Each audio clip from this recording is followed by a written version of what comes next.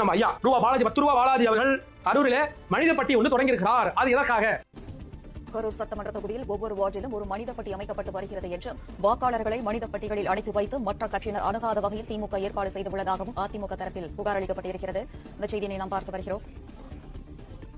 கரூர் ஏற்கனவே தலைவர் ஈரோடு எலெக்ஷன் போது இடைத்தேர்தல் பட்டி பட்டி ஆரம்பிச்சு என்ன பண்ணாருன்னா, அங்கேயே ஒரு மக்கள் அடைச்சு வச்சு அவங்களுக்கு தேவையான மது, உணவு, காசு, ஒரு நாளைக்கு நீங்க பட்டில போய் உட்காந்துட்டு உதயநிதி ஸ்டாலின் பணம் போடுவாங்க, பார்த்துட்டு வர வேண்டியதான்.